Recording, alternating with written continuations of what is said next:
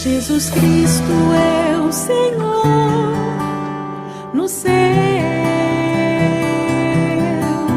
na terra e debaixo da terra. Ele é santo. Escribe al ángel de la iglesia en Pérgamo: el que tiene la espada aguda de 2 filos dice esto: yo conozco dónde moras. Parece que esa frase, yo conozco tus obras, fue añadida por el copista como para generalizar todas las salutaciones del Señor a las iglesias, porque tú ves que casi en todas aparece yo conozco tus obras, pero generalmente parece ser que solo aparece en el mensaje a Éfeso, sino que el copista quiso generalizar el comienzo de todas las salutaciones a las iglesias. No aparece en los textos más antiguos. Donde está el trono de Satanás, pero retienes mi nombre, y no has negado mi fe, ni aun en los días en que Antipas, mi testigo fiel, fue muerto entre vosotros, donde mora Satanás. Pero tengo unas pocas cosas contra ti, que tienes ahí a los que retienen la doctrina de Balaam, que enseña a Balac a poner tropiezo ante los hijos de Israel, a comer de cosas sacrificadas a los ídolos y a cometer fornicación. Y también tienes a los que retienen la doctrina de los Nicolaitas. Y parece que esa frase, la que yo aborrezco, también es añadida por el pasaje de la epístola a Éfeso, ¿sí? ¿Se acuerdan cuando lo estudiamos? El Señor decía que él aborrecía, pero parece ser que esa frase tampoco está en los textos más antiguos. Por tanto, arrepiéntete, pues si no vendré a ti pronto y pelearé contra ellos con la espada de mi boca. El que tiene oído, oiga lo que el Espíritu dice a las iglesias. Al que venciere daré a comer del maná escondido y le daré una piedrecita blanca y en la piedrecita escrito un nuevo nombre, el cual ninguno conoce sino aquel que lo recibe. Entonces ya comenzamos a hablar de la iglesia en Éfeso y vamos a comenzar a hablar un poco de la manera como él se presenta. Cuando comenzamos a hablar de las iglesias decíamos que la manera como él se presenta nos habla de la necesidad de la iglesia. Se le presenta a Éfeso como el que camina entre los 7 candeleros y tiene las 7 estrellas en la mano. O sea, se le presenta a Éfeso mostrándole que el Señor está involucrado en las situaciones de la iglesia y que Él va a hablarle a la iglesia según las situaciones. A Esmirna se le presenta como el que estuvo muerto y vivió, porque Esmirna es la iglesia que va a pasar tribulación. Y ahora a Pérgamo se le presenta como el que tiene una espada de 2 filos, una espada aguda. ¿Por qué? Por las situaciones que vamos a comenzar a estudiar en la iglesia de Éfeso. Hoy vamos a hablar de la espada de 2 filos y vamos a comenzar a hablar de uno de los asuntos que habla este pasaje acerca de la doctrina de Balaam. Entonces vamos a ver varios pasajes. La palabra Pérgamo, dice el hermano Gino que viene de 2 raíces, de per y de gamo, que significa per, mucho, y gamo, casamiento. O sea, la iglesia en Pérgamo, de alguna manera, su significado etimológico de la palabra, nos habla de esa iglesia que en algún momento comenzó a casarse con ciertas cosas, comenzó a unirse a ciertas cosas que el Señor no gustaba. Por eso el Señor viene con la espada, porque Él viene a separar. Cuando tú miras, y los hermanos que han hecho el estudio de una manera profética e histórica acerca de este mensaje, hablan que claramente esta iglesia de Pérgamo representa el tiempo del catolicismo romano, cuando la iglesia se mezcló con el Estado y adquirió cierta posición, pero también asimismo asumió ciertas cosas que traía el Estado pagano, especialmente la idolatría, como lo vamos a ver ahorita, que es la doctrina de Balaam. Entonces vamos a hablar un poco de esto. ¿De qué nos habla la espada? La espada en el griego, la palabra que usa Juan ahí en el griego para hablarnos de espada, es una palabra bien interesante. La palabra es rompaia, que significa sable. No se sabe cuál espada es, pero sí se sabe, y la palabra habla de una espada grande, de un sable. Dice que era larga y generalmente ancha. No es esa espada que cargaban aquí los soldados, sino generalmente esa espada, cuando usted ve una pelea, usted ve esto que a veces cargan 2 o 3 espadas, la más larga, la que se usa para la batalla, la que se usa especialmente para matar. ¿sí? La que se usa, con la que definitivamente la guerra era más sangrienta, ¿sí? No es una espada defensiva, como a veces se dice, es una espada de ataque, es una espada filosa y grande. Generalmente podría ser un sable. ¿Usted ha visto en esas peleas, de esas películas que a veces salen con sables grandes? ¿Sí? Cosas anchas, parece ser que era algo así, la espada que Juan está describiendo por la palabra que usa en griego. Siempre que tú miras desde Génesis hasta Apocalipsis, la espada ha sido usada en las Escrituras como un medio de juicio, como un medio para el Señor tratar o juzgar al hombre. Cuando Adán y Eva pecaron, el Señor pone en el Edén, a la puerta del Edén, un querubín con una espada. Y esa espada está girando, ¿sí? Y de alguna manera es el sentido cuando la palabra usa la palabra aquí en el griego aguda. Esa palabra, una espada aguda, nos habla de una espada que por analogía es una espada rápida, o es una espada veloz, ligera, afilada, viva, que se le aplica cierto movimiento, que es punzante y que es afilada. Entonces una espada grande, una espada para matar, afilada y que es ligera. De alguna manera eso nos muestra la imagen de Génesis cuando el querubín es puesto a la entrada del Edén. No es un querubín que está jugando con una espada, sino de alguna manera el querubín ha sido puesto para juzgar cualquier intención del hombre de acercarse al árbol de la vida. De eso nos habla la espada filosa, ¿sí? Entonces así viene Cristo. ¿Por qué el Señor, que es salvación, que es amor, que es el esposo de la iglesia, viene a presentarse a una iglesia con una espada de semejante tamaño, con semejante filo, con la intención de qué? Siempre que el Señor se le presentaba a Israel, y vamos a ver ahorita varios pasajes, nos habla del juicio del Señor hacia su pueblo. A veces el Señor una vez dijo: yo no he venido para traer paz, sino para traer espada. ¿Y esa espada qué iba a hacer? Poner separación entre los miembros de una misma familia. O sea, el Señor venía a cortar, a dividir, a juzgar lo que era de Él y lo que no era de Él. Y de eso vamos a ver en el mensaje a Éfeso. En el mensaje a Éfeso el Señor le habla unas cosas, pero va a comenzar a mostrarnos algunas cosas que Él no reconoce, que Él no aprueba y que Él viene a juzgar con su palabra. Y si la iglesia no percibe esa palabra, Él va a enviar a otros que peleen contra esa iglesia por medio de la misma espada. Y tú notas que eso fue lo que pasó con el catolicismo romano y especialmente pasó con la Reforma. Hombres de Dios se levantaron con la espada de Dios a juzgar a la iglesia porque la iglesia se había prostituido, se había corrompido y había abandonado el lugar que ella tenía. Entonces Dios levantó grandes hombres con una gran palabra, con una espada filosa, con un testimonio de la palabra, la predicación, que era un juicio directamente a lo que se conocía como la iglesia establecida en esa época. Entonces vamos a comenzar a mirar estos aspectos de la espada de Dios. Vamos a leer el Salmo 45 desde el verso 1. Se nos hace una preciosa descripción del Rey en su gloria, del Señor de señores, del Mesías prometido. Y en esa descripción de su gloria se nos muestra la espada también del Señor, que a veces es un aspecto que nosotros casi no recalcamos. Sí, el Señor resucitó, amén, para Esmirna, pero para Pérgamo el Señor es como aquel que viene con todo su señorío y con una gran espada a cortar y a matar todo lo que no proviene de Él, a juzgar lo que no se conforma a su propósito, especialmente con su pueblo, al cual se le está hablando y el cual usa simbólicamente a la iglesia de Pérgamo.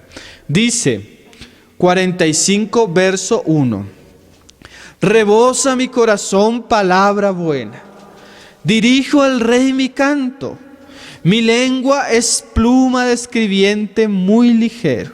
Mira cómo comienza a escribir al Señor: eres el más hermoso de los hijos de los hombres. La gracia se derramó en tus labios, por tanto, Dios te ha bendecido para siempre. Esa es una preciosa imagen de Jesucristo, el más hermoso de los hijos de los hombres.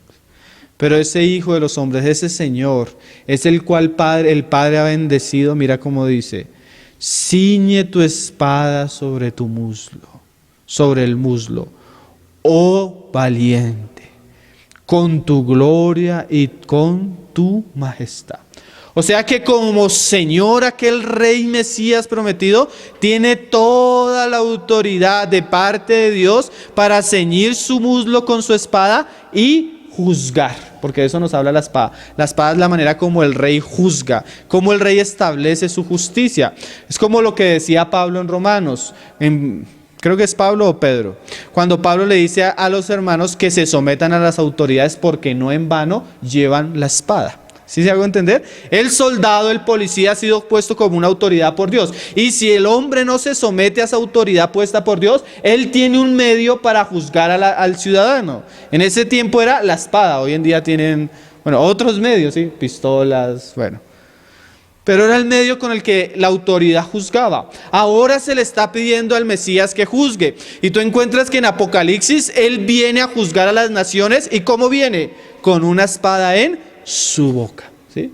O sea, la autoridad de Dios viene a establecer el reino de Dios y lo hace a través de su juicio. Y ese juicio es comparado con una espada, con su misma palabra. Entonces mira lo que dice el Salmo 55. Comenzamos a ver ciertos aspectos. Acabamos de leer esas frases de ahí del Salmo 45. Dice: en tu gloria sé prosperado, cabalga sobre palabra de verdad, de humildad y de justicia, y tu diestra te enseñará cosas terribles. Porque ahorita lo que vamos a ver de Pérgamo son cosas terribles, hermano. Pero mira, para las cosas terribles el Señor cómo va a juzgar. Tus saetas agudas, o sea, rápidas, ligeras, ¿sí? Porque esas eran las armas del guerrero en la época, con que caerán pueblos debajo de ti y penetrarán en el corazón de los enemigos del rey. O sea que esta saeta, esta espada es la manera como el Señor va a juzgar a sus enemigos. Lo tremendo es que estamos leyendo Apocalipsis 2 y no estamos viendo un pasaje donde el Señor se presente hacia un enemigo con sus armas, sino se presenta hacia su misma iglesia. ¿Cómo será el estado de Pérgamo? ¿Cómo será la condición de Pérgamo que cuando el Señor se le presenta delante, se le presenta como un enemigo que ha de juzgarla, que ha de tratar con ella? Imagínate la condición a la que llegó Éfeso, y ahorita la vamos a leer. Salmo 55, ahora sí, verso 21. Mira lo que dice: los dichos de su boca son más blandos que mantequilla, su palabra, pero guerra hay en su corazón. Suaviza sus palabras más que el aceite, mas ellas son espadas desnudas. O sea, la palabra del Señor puede ser dulce, puede ser agradable en algunos momentos, pero también podemos entender en algunos momentos que la palabra del Señor es como una palabra de guerra, de juicio, de tratar ciertos asuntos. ¿Por qué el Señor va a tratar ciertos asuntos? Ahorita lo vamos a leer. Pero mira, hay un pasaje todavía más claro que nos habla de la espada de Jehová, o de la espada, de la visión de la espada, en otro pasaje, Ezequiel 21, verso 1. Estos pasajes nos interpretan la visión de Apocalipsis. Pedro decía que ninguna profecía es de interpretación privada. Entonces estamos mirando varios pasajes en las Escrituras que nos van a mostrar qué significa cuando el Señor se presenta como el que tiene la espada de dos filos, la espada aguda. Dice Ezequiel 21. Hasta la misma Sociedades Bíblicas le ponen el título, ¿no? La espada afilada de Jehová. Entonces ahí se nos va a describir cuándo viene la espada del Señor. Porque el Señor se le presenta a Éfeso como una espada. Es como si tú llegas y viene alguien a celebrar contigo cuando tú abres la puerta y él entra, de pronto te trae un regalo, una torta, algo. ¿Por qué? Porque está contento contigo y trae algo para celebrar. Pero si viene tu amigo y tú abres la puerta y él viene con un arma, tú sabes que no viene a celebrar. Cuando Cristo golpea a la iglesia en Pérgamo y la iglesia voltea y ve a un Señor con una espada grande y terrible, ¿qué es lo que el Señor le quiere mostrar? Qué cosas, ¿no? Mira lo que dice, vamos a leerlo. 21:1.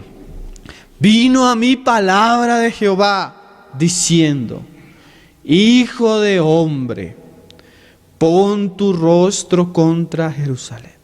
O O sea, hijo de hombre, Jerusalén, el monte de Sión, el lugar de la habitación del Señor, se ha vuelto un lugar abominable al Señor, a tal punto que Él le manda al profeta que en vez de bendecir a su pueblo, se ponga en contra de su pueblo. Y que mira lo que dice, y derrama palabras sobre los santuarios y profetiza contra la tierra de Israel. Dirás a la tierra de Israel, así ha dicho Jehová, he aquí yo estoy contra ti. O sea, viene con una espada mostrando que Él está en contra de esa ciudad. Y sacaré mi espada de su vaina y cortaré de ti al justo y al impío. Oye, ¿y por qué? Y por cuanto he de cortar de ti al justo y al impío, por tanto mi espada saldrá de su vaina contra toda su carne desde el sur hasta el norte. Y sabrá toda carne que yo Jehová saqué mi espada de su vaina y no la envainaré más, o sea, no la guardaré más.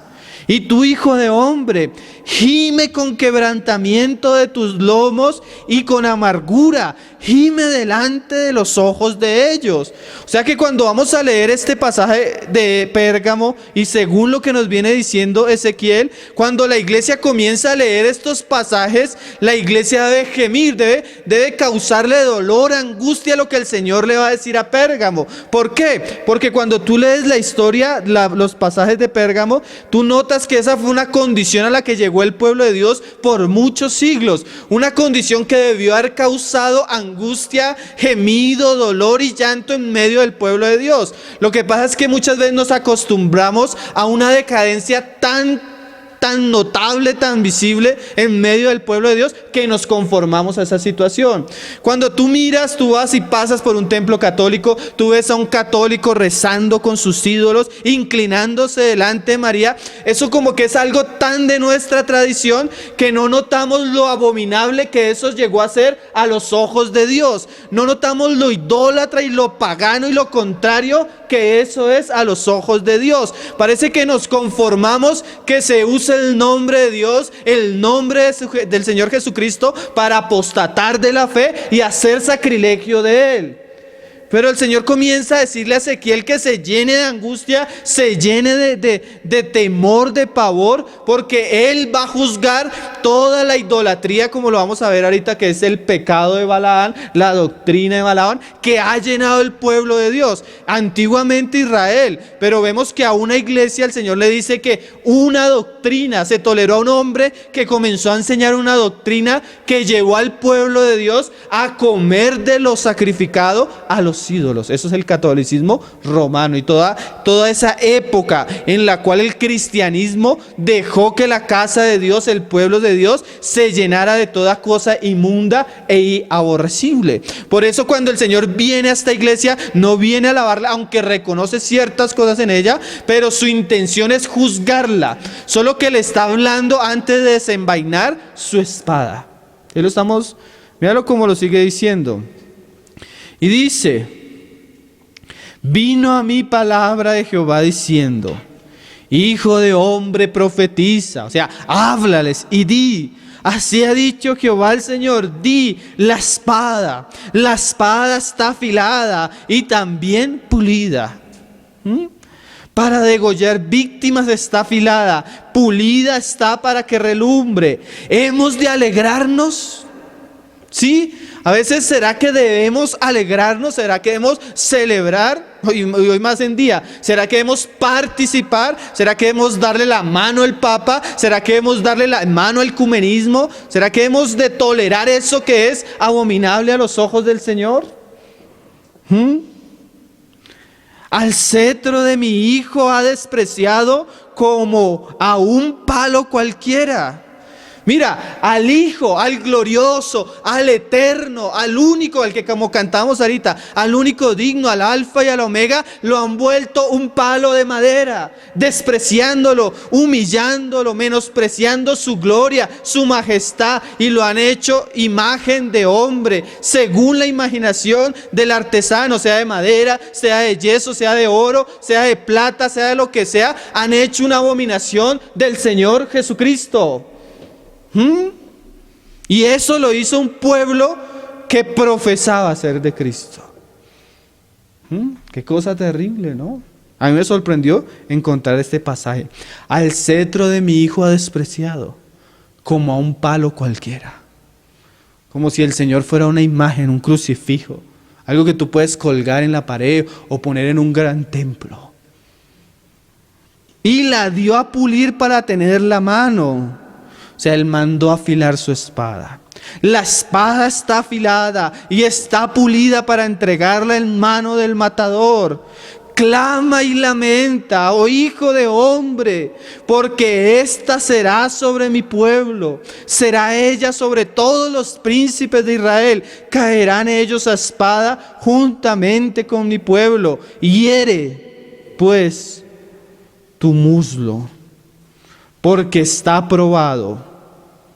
Y que si la espada desprecia aún el cetro, él no será más, dice Jehová el Señor. Tú pues, hijo de hombre, profetiza y bate a una mano contra otra, y duplíquese y triplíquese el furor de la espada homicida, porque esta es la espada de la gran matanza que los traspasará. Qué frases tan serias. Ahí se nos muestra la seriedad de la espada filosa. El Señor va a juzgar a su pueblo. El Señor se ha preparado para juzgar a su pueblo. El Señor tiene toda la intención de juzgar a su pueblo, para que el corazón desmaye y los estragos se multipliquen. En todas las puertas de ellos he puesto espanto de espada. Dispuesta está para que relumbre y preparada para degollar. Corta a la derecha, hiere a la izquierda, a donde quiera que te vuelvas. Y yo también batiré mi mano contra mi mano, y haré reposar mi ira. Yo Jehová he hablado. Entonces este pasaje ya nos muestra por qué el Señor se le presenta a Éfeso con una gran espada. El Señor viene a juzgar a Pérgamo, porque hay cosas aborrecibles que la iglesia en Pérgamo comenzó a tolerar. Doctrinas aborrecibles, prácticas aborrecibles, cosas que son totalmente contrarias a la gloria y la majestad de aquel que ha venido. ¿Cuáles son esas cosas? Hoy vamos a comenzar a ver una. Vamos a volver ahí a Apocalipsis 2, verso 14. Ahí antes del 2:14, en el 13, el Señor comienza a reconocer ciertas cosas que ellos han hecho, pero hoy vamos a comenzar, como está ligado a la presentación del Señor Jesús con la espada, vamos a comenzar a hablar de las cosas que el Señor va a juzgar en Pérgamo. Dice en el 2:14: pero tengo unas pocas cosas contra ti, que parecen pocas, pero que son tan aborrecibles que son dignas del que Él se les presente con una espada. Que tienes ahí a los que retienen la doctrina de Balaam. O sea, en medio del pueblo cristiano comenzaron a infiltrarse personas que retenían una doctrina, que esa doctrina llegó a corromper el cristianismo de una manera terrible y abominable.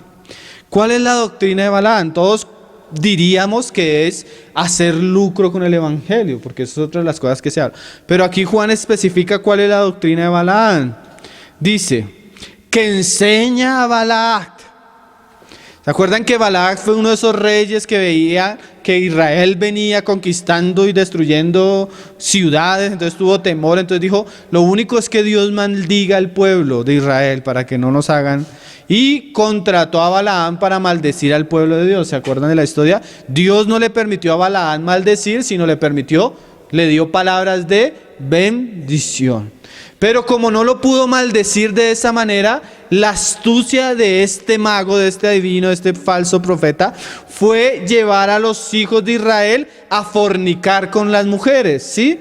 Pero eso, la palabra no nos da mucho detalle, pero aquí Apocalipsis nos muestra que la manera como instó y cómo sedujo al pueblo fue ofreciéndoles ciertas cosas a los de que estaban sacrificadas a los ídolos, y eso lo llevó a cierto relacionamiento con estas naciones y también los llevó a fornicar con las mujeres de las naciones, que eso trajo el juicio de Dios sobre Israel. Y el Señor va a usar ese ejemplo, esa historia, esa situación para vernos un asunto en el cual la iglesia iba a caer con el tiempo. Y dice que enseña a Balac a poner tropiezo ante los hijos de Israel. ¿Y cómo es ese tropiezo? A comer de cosas sacrificadas a los ídolos y a cometer fornicación. Entonces, la doctrina de Balaam tiene dos aspectos. Uno, pues causar tropiezo por medio de lo sacrificado a los ídolos o por medio de los ídolos. Y el otro que lleva a los hombres a la inmoralidad, a la fornicación. Cosas que el Señor tiene y cosas que el Señor no tolera y que va a tratar con la iglesia de Pérgamo. Entonces vamos a leer varios pasajes que nos hablan de los ídolos ya en el Nuevo Testamento.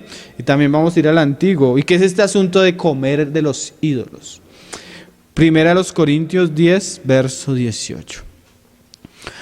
Parece curioso que cuando tú lees la epístola a los Corintios, Pablo en algunos momentos dice, bueno, lo que es sacrificado a los ídolos, pues nada es. Si tú comes y tu conciencia no se afecta por comer algo que es ofrecido a los ídolos, pues cómelo. Pero si tú ves que tu hermano se escandaliza porque tú comas algo sacrificado a los ídolos, por amor a tu hermano, no comas de lo sacrificado a los ídolos, porque ¿para qué lo vas a hacer? Tropezar. O sea, parece ser que en unos aspectos Pablo era como bueno, no es nada si tú comes o no comes, pero piensa más en la conciencia de tu hermano. Pero Pablo llega a estos pasajes y comienza a hablar de seriedad en relación a lo sacrificado a los ídolos, en el mismo libro. O sea, ¿cuál es el asunto? El asunto que en realidad la comida ofrecida a los ídolos nada era. Pero Pablo comienza a mostrarnos, y yo pienso que por el Espíritu percibió el problema y la maldad que hay, que el pueblo de Dios comience a participar de ciertos asuntos que eran parte de la idolatría común de la época. Hay varias ciudades que cuando tú miras la historia romana y tú miras libros de historia, tú te das cuenta que varias ciudades eran ciudades donde la idolatría era terrible. Tenemos Éfeso, donde estaba Diana, ¿no? Idolatría terrible. Tenemos Corintio, donde la idolatría era terrible. Y otra de las grandes ciudades que había una idolatría, lugares altos, era Pérgamo. Se dice que allí estaba la adoración a una gran serpiente que se llamaba Esculapio, me parece que se llamaba. Y por eso el hermano Gino llega a decir que ese es el trono de Satanás, porque ese ídolo era una gran serpiente y era como que el ídolo principal del lugar. Pero también se dice que el lugar fue el lugar donde más se propició y se avanzó la idolatría al emperador. Entonces era un lugar supremamente pagano y de un ambiente de idolatría bastante, así como Atenas, que Pablo llegó y vio todo lleno de idolatría, así como cuando tú vas a Buga, ¿eh? El ambiente es idólatra, como cuando vas tú al 20 de julio, todo su pura idolatría, todo su pura ídolo, ¿sí? Una ciudad así, y así era Pérgamo. Y lo terrible es que muchas veces cuando la iglesia vive en un ambiente tan oscuro, tan maligno, tan contaminado, eso puede llegar a contaminar a los hermanos. Una vez yo escuchaba una predicación de Paul Washer en Brasil, no sé en qué ciudad era, y él estaba hablando de la vestimenta de las mujeres. Y él decía, hermanos, la vestimenta de la mujer brasileña es supremamente sensual. Y él comenzaba a decir, y veo que en medio de las hermanas no es diferente. O sea, parece ser que el ambiente a veces tan corrupto y tan contrario en contra de Cristo afecta a veces hasta el mismo pueblo de Dios. Y eso pasó en la iglesia de Pérgamo, ¿sí? Tú miras, cuando a todo el mundo le surge el amor al fútbol, cuando el mundo está en esa festividad, en el mundial todos se vuelven hinchas de fútbol, hasta los cristianos, hermano. Entonces, ¿por qué? Porque el ambiente mundano como que es tan fuerte como un río que tiende a arrastrarnos hasta los mismos creyentes. Pero es el mundo. Así la idolatría, tú notas que hay ciertas cosas del mundo que a veces son tan fuertes que no sabemos distinguir y comenzamos a dejarnos llevar por esas cosas que el mundo ama, que el mundo propicia, que el mundo promueve. ¿Sí? Y eso estaba pasando, parece ser que en Corinto. Dice, 1 Corintios 10, verso 18. Mirad a Israel según la carne. Los que comen de los sacrificios no son partícipes del altar. ¿Qué digo pues? O sea, ¿de qué está hablando Pablo? ¿Que el ídolo es algo o que sea algo lo que se sacrifica a los ídolos? Antes digo que lo que los gentiles sacrifican, a los demonios lo sacrifican. O sea, lo que los gentiles están ofreciendo a todos esos ídolos con las muchas máscaras es un asunto demoníaco. Cuando una persona se para delante de una estatua, de una imagen, le prende una vela, comienza a inclinarse o a adorarle o a rezarle, no le está adorando a Dios, hermano, no le está rezando a Dios. Le está rezando a un espíritu demoníaco que se quiere poner en el lugar de Dios, un ídolo. Así el ídolo tenga nombre cristiano, ¿sí? Como sucedió en el catolicismo romano con el tiempo. Y dice Pablo, así antes digo que a los gentiles los sacrifican, a los demonios los sacrifican y no a Dios. Y no quiero que vosotros os hagáis partícipes con los demonios. No podéis beber la copa del Señor y la copa de los demonios. O sea, mira lo que está diciendo Pablo. Si somos cristianos, no podemos participar de ese paganismo idólatra abominable al Señor y llegar a tomar la cena como si no estuviera sucediendo nada. O sea, eso es contrario a la fe.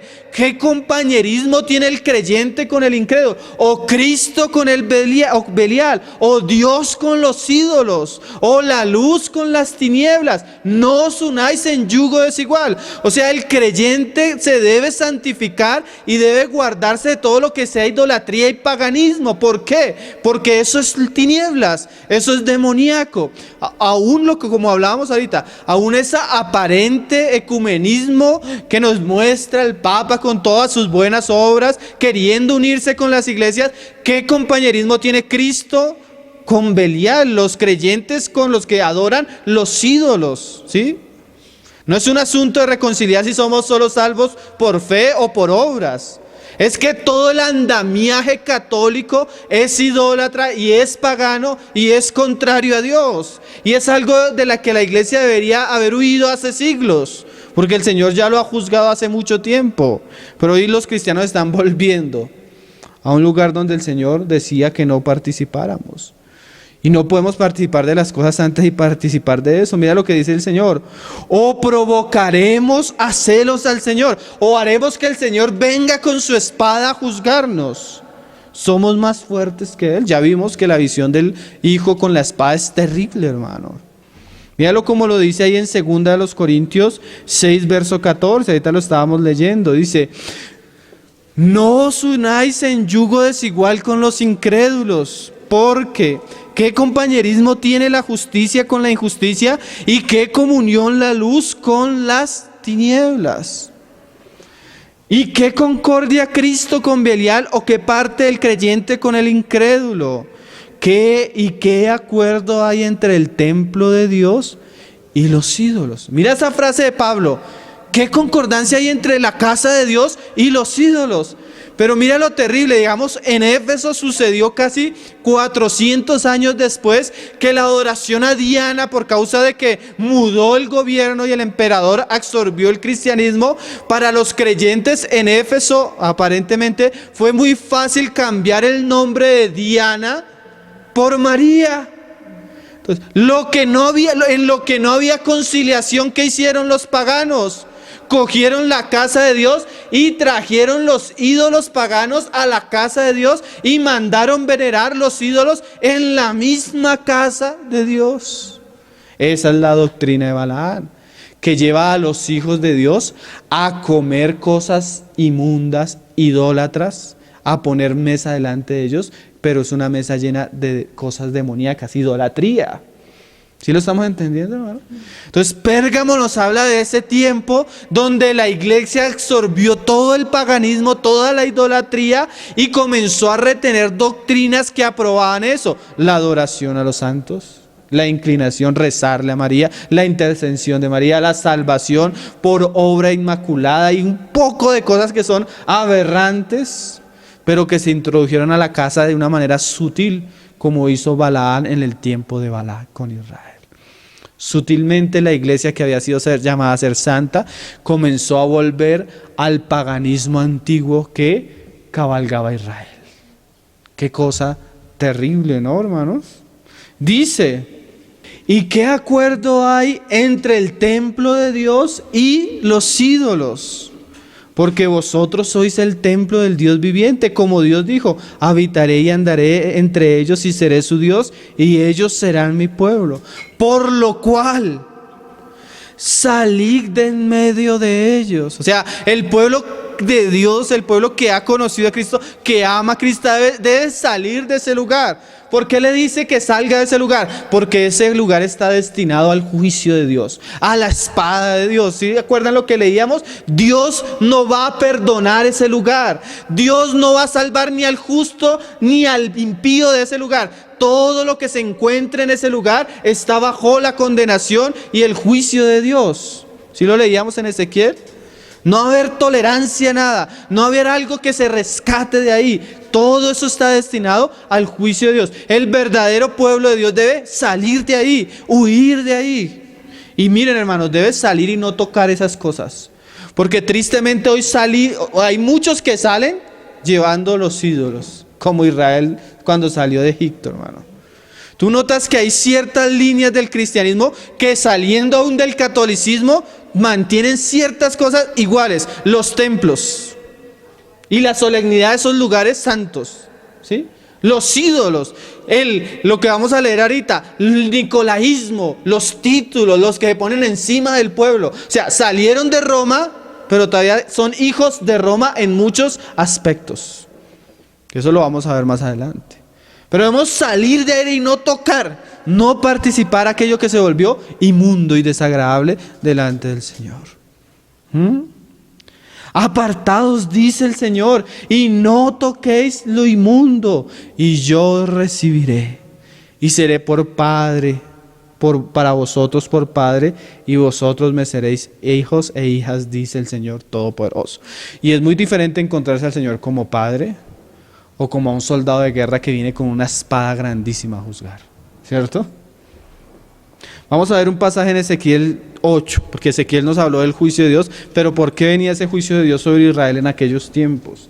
Que nos muestra del Pérgamo, del casamiento de la iglesia con el paganismo, con la cultura idólatra de la época, con la doctrina de Balaán que enseña a sacrificar a los demonios y a que los creyentes se alimenten de esos sacrificios.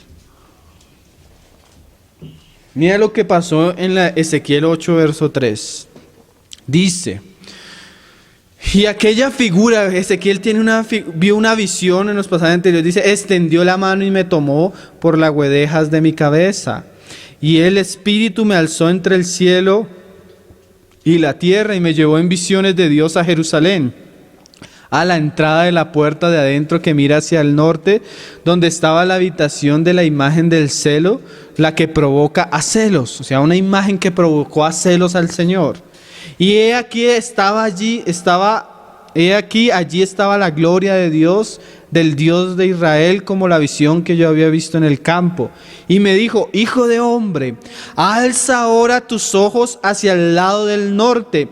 Y alcé mis ojos hacia el norte, y aquí al norte, junto a la puerta del altar, aquella imagen del celo en la entrada. Me dijo entonces, hijo de hombre, ¿no ves lo que estos hacen? Porque a veces parecemos que no vemos, hermano. A veces parecemos que Dios tiene que tocarnos por su espíritu para ver la realidad de los asuntos. ¿Sí? A veces no es solo, a veces uno pasa por ciertos lugares de adoración pagana y uno como que lo ve y hasta ve que están cantando una canción cristiana y dice, ojalá haya muchos ahí que se estén buscando al Señor, pero uno no ve lo abominable que han hecho con el nombre del Señor, ¿no? A mí me parece increíble, yo he escuchado un estudio de Chuy Olivares acerca de la historia de la iglesia y él decía esto, que le parecía increíble cómo aquellos grandes reformadores como Juan Hus denunciaron tan abiertamente y claramente el catolicismo romano y cómo hoy en día los mismos pastores que se dicen que cargan el estandarte de la reforma están dándole la mano a aquellos que denunciaron de una manera pública y clara por las escrituras ante los reformadores. Es contrario, hermano. A veces no vemos, necesitamos la iluminación del Espíritu por su palabra para llamarle abominable a lo que es abominable. Para no tolerar lo que el Señor no tolera. ¿No ves lo que estos hacen? Las grandes abominaciones que la casa de Israel hace aquí. ¿Dónde? Para alejarme de mi santuario. O sea, eso que se hizo, ¿qué hizo? ¿Qué hizo Israel en esa época? Hizo que la presencia y la gloria de Dios abandonara la casa. ¿Sí? ¿Qué ha hecho que el cristianismo hoy viva sin Dios, sin la revelación de Dios, sin la palabra de Dios? Las abominaciones que se han traído dentro de la casa. Pero vuélvete aún y verás abominaciones mayores. Uy, hermano, cuando uno comienza a estudiar el catolicismo y las cosas que se han hecho en el Vaticano y las cosas que se hacen hoy en día allá en el Vaticano, hermano, es horrible. Hasta secularmente han en estos días investigaciones de cementerios de niños muertos ahí en el Vaticano. ¿Cómo murieron? ¿Cómo los sacrificaron? ¿A quién los entregaron, hermano? Cuando tú estudias la historia de este papa involucrado con el sacrificio y la desaparición de niños que eran ofrecidos a las élites para sacrificios demoníacos, hermano. Si el Señor destapara la cloaca que hay debajo de toda esa apariencia de religiosidad, ni nos imaginaríamos las cosas abominables que han hecho. Si el Señor abriera, y ya lo ha abierto, hay libros, hasta mismos curas católicos que han estado ahí en la olla y han salido y han denunciado eso. Nomás lo que han hecho con el dinero. ¿Sí? ¿Sabían que el Banco del Vaticano es el mayor banco de lavamiento de la mafia a nivel mundial, hermano? Los escándalos, el grupo religioso que ha cometido más violaciones a niños en todo el mundo, cantidades por todas las partes, el movimiento religioso que más ha matado cristianos en la historia. Y hoy en día los pastores dando la mano, hermano, como si fuera algo de solo limpiarnos la boca y ya pasó. En su esencia ha sido aborrecible, hermano. Lee Apocalipsis 19:20, lo que le viene a la gran Babilonia. Babel. ¿Sí? Cómo se ha pervertido. Mira lo que sigue diciendo. Y me llevó, vas a ver cosas mayores, a la entrada del atrio, y miré, y he aquí en la puerta en la pared un agujero, y me dijo: hijo de hombre, cava ahora en la pared. Y cavé en la pared, y he aquí una puerta. O sea, habían como lugares escondidos dentro de la misma casa de Dios. Me dijo luego: entra y ve las malvadas abominaciones que estos hacen allí. Y hay muchas cosas que ellos hacen a puerta cerrada, ¿no? Cuando van a escoger a un papa se encierran a puerta cerrada no sé cuántos días. ¿A qué? ¿Qué harán allá adentro, hermanos? Entré pues y miré, y aquí toda forma de reptiles y bestias abominables, y todos los ídolos de la casa de Israel que estaban pintados en la pared por todo alrededor. No te harás imagen. Hermano, así la imagen sea de un santo, es aborrecido. El Señor dijo: no te harás imagen. Entonces te dice el católico: pero si yo quiero recordar a mi mamá, guardo en la billetera la foto de mi mamá para recordarme de mi mamá. Si yo quiero recordarme de Dios, pues guardo en la billetera la imagen de Dios. ¿Y qué pasa cuando tú miras que Dios dice que aborrece eso totalmente?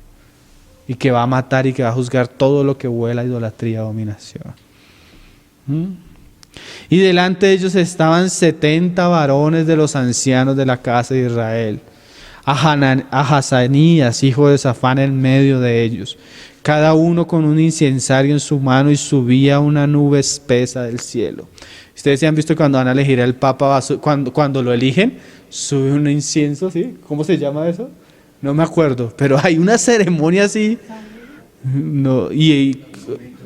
que sale, que ya cuando sale el humo lo eligieron, pero uno no sabe qué están haciendo detrás de todo eso, hermano. Oh, Señor. Y me dijo: hijo de hombre, ¿has visto que los ancianos de la casa de Israel hacen en tinieblas cada uno en sus cámaras pintadas de imágenes? Porque dicen ellos: no nos ve Jehová. Jehová ha abandonado la tierra.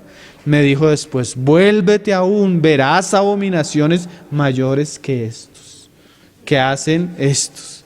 O sea, no acaba el asunto ahí. Y me llevó a la puerta, a la entrada de la puerta de la casa de Jehová, que está al norte, y he aquí mujeres que estaban allí sentadas endechando a Tamuz. Imagínate, un Dios pagano, un Dios idólatra. Imagínate, mujeres, ahí usted encuentra todo ese ramillete de mujeres consagradas supuestamente al servicio de Dios, ¿sí? Pero tú cuentas que eso es pagano. Y me llevó al atrio dentro de la casa de Jehová, y aquí junto a la entrada del templo de Jehová, entre la entrada y el altar, como 25 varones, sus espaldas vueltas al templo de Jehová y sus rostros hacia el oriente, y adoraban al sol. Y usted se ha visto que en el altar católico, en lo que ellos le llaman altar, detrás del este hay una imagen al sol, y cuando ellos van a partir el pan, supuestamente ellos le dan la espalda a las personas y lo ofrecen en relación a esa imagen que está ahí. Todo eso es paganismo, hermano. Hay libros completos donde los hermanos han hecho la comparación entre las antiguas religiones paganas babilónicas y el catolicismo romano, ¿no? Babilonia, misterio religioso, las dos Babilonias, todos los libros, y ellos muestran con detalles cómo casi todo el ejercicio ritual, la práctica, la doctrina católica es babilónica, hermano. Y eso llegó a ser el cristianismo. Pérgamo se casó con el paganismo. Y dice: y me dijo: ¿no has visto, hijo de hombre, es cosa liviana para la casa de Judá hacer las abominaciones que hacen aquí? Después que han llenado de maldad la tierra y se volvieron a mí para irritarme, aquí aplican el ramo a sus narices, pues también yo procederé con furor. Ahí la espada. No perdonará mi ojo, ni tendré misericordia. Y gritarán a mis oídos con gran voz, y yo no los oiré. Mira otro pasaje, hermanos. Segunda de Crónicas 33, verso 1. Así sea por encima, leámoslo. No solo la iglesia se llenó de ese paganismo, así como Israel. Asimismo, la iglesia, ¿saben qué comenzó a hacer? Lo que decíamos ahorita. Segunda de Crónicas 33. La iglesia comenzó a absorber, porque en realidad no fue algo nuevo. La iglesia comenzó a absorber no solo esa idolatría, sino casi todo ese culto pagano y los lugares paganos. ¿Sí? Hermano, porque como en estos días estábamos hablando, Dios no mandó a construir al pueblo de Dios en el Nuevo Testamento, a la iglesia, ningún lugar de adoración. Eso es absorbido por el paganismo. Antiguamente el templo de Israel, porque Dios lo había mandado como una figura, una sombra, lo que iba a hacer. Pero ¿saben qué hizo la iglesia? Con el tiempo lo mismo que hizo el paganismo en la época de Israel antes. Mira lo que vamos a leer ahorita. Ejemplo, hay muchos. Balaad, leíamos, y ahorita el Señor nombraba algunos de Ezequiel, y ahora se nos va a hablar de un rey, Manasés, que hizo esto, como otros reyes. Solo escogimos el ejemplo de este para ver un poco cómo trabaja la idolatría y cómo surgió a través de la historia de la iglesia. Dice: de 12 años era Manasés cuando comenzó a reinar, y 55 años reinó en Jerusalén.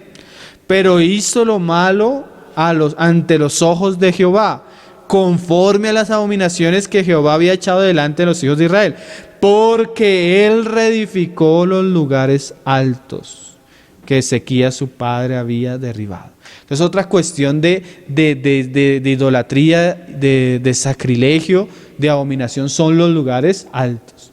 Y usted se da cuenta, hermano, ¿qué son los lugares altos? Monserrate. El hombre siempre ha buscado los lugares altos para la adoración pagana. Los templos con todas sus imágenes, con todo eso. Y Dios, mandaba derribar todo eso en los tiempos que los reyes hacían lo recto delante del Señor.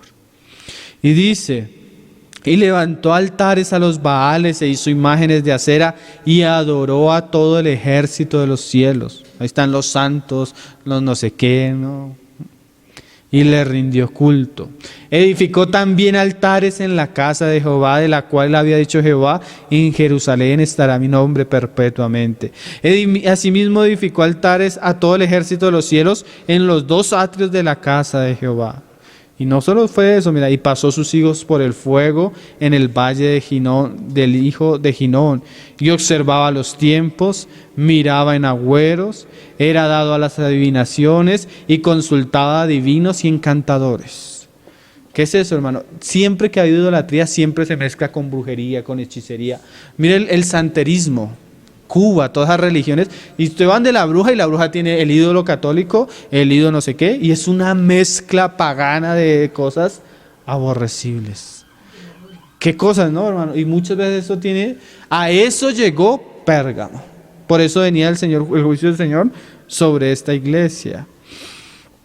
Dice: y consultaba de divinos y encantadores, se extendió en hacer lo malo ante los ojos de Jehová hasta extender su ira. Yo tengo unas imágenes en la página de Juan Pablo II, yendo a la India, orando con brujas, poniéndose la imagen de la bruja, haciendo unas cosas, hermano, terribles. Toda esa mezcla pagana de las religiones. Además de esto, se puso una imagen fundida que hizo en la casa de Dios, la cual había dicho Dios a David, a Salomón su hijo: en esta casa y en Jerusalén, la cual yo elegí sobre todas las tribus de Israel, pondré mi nombre para siempre. Entonces ya vemos por qué la ira del Señor ante Pérgamo, ¿no? Porque se está permitiendo una doctrina que va a llegar al pueblo de Dios a estos asuntos. Ezequiel 14, verso 1. No se duerman, hermano, que ya vamos a ir acabando. Recárguese un poquito de ánimos. Ezequiel 14. Hermano, ¿qué haría usted? No lo pongamos tan allá arriba, porque es que nosotros lo ponemos allá en el Papa y los pastores que están apostatando. ¿Qué haría usted si viene un católico o alguien que está lleno de ídolos a pedirle oración a usted? A consultar al Señor con usted. Vamos a leer Ezequiel 14, verso 1. Dice: vinieron a mí algunos de los ancianos de Israel y se sentaron delante de mí. Y vino a mí palabra de Jehová diciendo, o sea, el Señor no los dejó ni hablar. Antes de que ellos le dijeran algo a él, el Señor ya le había hablado a Ezequiel. Y mira lo que les dice: hijo de hombre, estos hombres han puesto sus ídolos en su corazón. O sea, estos hombres aman más a San Fulanito, a San Fulanita, a su no sé qué, a su no sé qué. Eso es lo que hay en su corazón. Y han establecido el tropiezo, porque acuerdan que Balaán puso tropiezo a los hijos, enseñándole a comer a los sacrificados, de su maldad delante de su rostro. Mira lo que dice el Señor: ¿acaso he de ser yo en modo alguno consultado por ellos? O sea, ¿acaso yo recibiré alguna petición de ellos? ¿Acaso yo escucharé algo de ellos? ¿Saben qué dice Proverbios? Creo que es Proverbios o Eclesiastés. Cuando el pueblo aparta el oído de la ley, o sea, cuando el pueblo no quiere saber lo que Dios dice, su oración aún es abominable. Un hombre que no quiere saber quién es Cristo, la gloria de Cristo, el Evangelio de Cristo, y en su corazón ha puesto cualquier clase de ídolos, es un hombre que Dios no va a escuchar, hermano. Así sus ídolos tengan nombre cristiano. Si esa persona quiere volverse a Dios, primero debe abandonar sus ídolos. Ahí lo vamos a leer. Háblales por tanto y diles, así ha dicho Jehová el Señor: cualquier hombre de la casa de Israel que hubiere puesto sus ídolos en su corazón y establecido el tropiezo de su maldad delante de su rostro, y viniere al profeta, yo Jehová responderé al que viniere conforme a la multitud de sus ídolos, para tomar a la casa de Israel por el corazón, ya que se han apartado de mí todos ellos por sus ídolos. Por tanto di a la casa de Israel, así dice Jehová el Señor: convertíos y volveos de vuestros ídolos, y apartad vuestro rostro de todas vuestras abominaciones. O sea, así debemos responderle. Que necesito que ore, debe convertirse, debe abandonar sus ídolos, debe destruir eso que es contrario al Señor, o el Señor nunca le va a escuchar su oración. Porque cualquier hombre de la casa de Israel y de los que moran en Israel que se hubiere apartado de andar en pos de mí y hubiere puesto sus ídolos en su corazón y establecido delante de su rostro el tropiezo, su maldad, y viniere el profeta para preguntarle por mí, yo Jehová le responderé por mí mismo. Y pondré mi rostro contra aquel hombre y le pondré por señal y por escarnio, y le cortaré de en medio de mi pueblo, y sabréis que yo soy Jehová. O sea que cuando el pueblo de Dios permite la idolatría, lo único que le espera al pueblo de Dios es el juicio de Dios. Terminamos diciendo, ¿cómo murió? ¿Saben cómo murió Balaán? Josué 13, verso 22. Hermano, nosotros no solo deberíamos esperar que el Señor levante su espada para tratar con Pérgamo. De verdad que nosotros nos deberíamos unir a ese trabajo. ¿Saben quién mató a Balaán? Josué. Ese hombre debería morir porque lo que hizo corrompió al pueblo de Dios. Trajo la muerte de muchos. No estamos hablando de algo físico, ¿no? Todo eso pagano, todo eso debe ser juzgado y condenado en medio del pueblo de Dios. Josué 13, 22. También mataron a espada los hijos de Israel a Balaán el adivino, hijo de Beor, entre los demás que mataron. O sea, debe haber un juicio, debe haber un señalamiento, debe haber una acusación clara, directa a los que retienen esta doctrina, a los que proclaman esta doctrina y a los que han pervertido el pueblo de Dios en esta doctrina. Éxodo 32, verso 26. ¿Recuerdan cuando Israel hizo un ídolo en el desierto por manos de Aarón? Cuando el pueblo de Dios comienza a levantar ídolos en medio suyo. Entonces cuando baja Moisés, Moisés dice algo en el verso 26, Éxodo 32, verso 26. Se puso Moisés a la puerta del campamento y dijo, ¿por qué Moisés no entró al campamento? Porque el campamento se había hecho abominable, hermano. ¿Verdad, hermano, que uno como cristiano no debería entrar ni a una misa católica, hermano? Ni a un templo de eso, hermano. Eso es participar de algo abominable, hermano. Eso es cada vez que hacen una celebración de esa, apostatan contra la obra de Cristo. Cuando uno comienza a examinar lo que hacen ellos en la Eucaristía, todo eso es abominable, hermano. Moisés ni entró y dijo, ¿quién está por Jehová? Júntense conmigo. Y se juntaron con él todos los hijos de Leví. Y él les dijo, así ha dicho Jehová, el Dios de Israel, poned cada uno su espada sobre su muslo. Igual que el varón de Ezequiel, ¿no? Pasad y volver de puerta a puerta por el campamento y matad cada uno a su hermano y a su amigo y a su pariente. ¿Por qué? Porque se habían llenado de idolatría. Eso no quiere decir que nos vamos a volver ofensivos, eso no quiere decir, pero hermano, nosotros cuando el Señor nos da el momento, la situación, debemos decir, yo no puedo participar. Yo ¿cómo voy a orar contigo mientras tú vas a repetir el rosario? Eso es abominación, hermano. Yo ¿cómo voy a orar contigo cuando tú vas a rezarle a María, a José, a los santos, a inclinarte ante una imagen? Eso es abominación. En eso no hay compañerismo entre nosotros. Una cosa son los ídolos y otra cosa el Dios vivo y santo que yo sirvo. Porque el hecho de que la iglesia hubiera permitido eso y esas doctrinas llevó a la iglesia a una época terrible de paganismo y de oscuridad. Casi más de 1000 años, hermano. Hasta que surgió la Reforma, que fue el medio con el que el Señor peleó con esa iglesia que se casó con el Estado. Señor nos ayude, hermano, y nos enseñe, porque de alguna manera todas las cosas que pasaron tienden a volver a suceder. Y nosotros estamos entrando en un tiempo donde se nos habla de un anticristo y se nos habla de una religión que va a promover adoración hacia él. Y ahí está involucrado el ecumenismo y muchas cosas aborrecibles, hermano, que van a llevar al pueblo de Dios a adorar a Satanás mismo. Entonces el Señor nos guarda, hermano, y nos enseña a ser santos y a denunciar la doctrina de Balaam, la cual ha causado esto que leíamos hoy. Bueno, y vamos a seguir meditando los otros aspectos. Vamos a dejarlo hasta ahí por hoy, hermano. Vamos a orar. El Señor nos ayude a ser de los levitas que ciñeron su espada y juzgaron la idolatría en medio del pueblo de Dios. Padre, te damos gracias, Señor, por esta reunión. Gracias por este tiempo, Señor.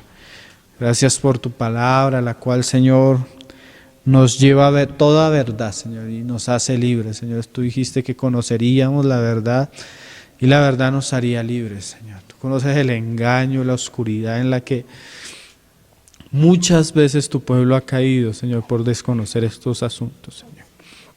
Guárdanos de los ídolos, Señor.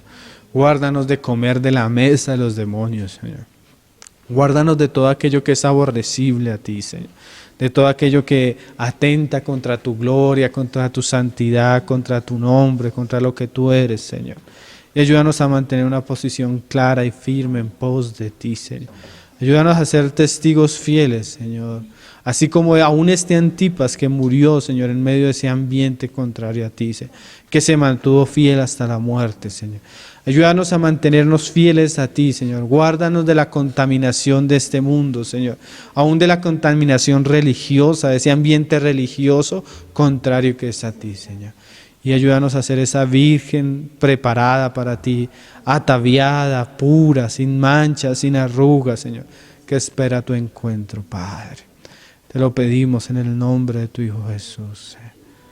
Amén, Señor. Ao leão de Judá.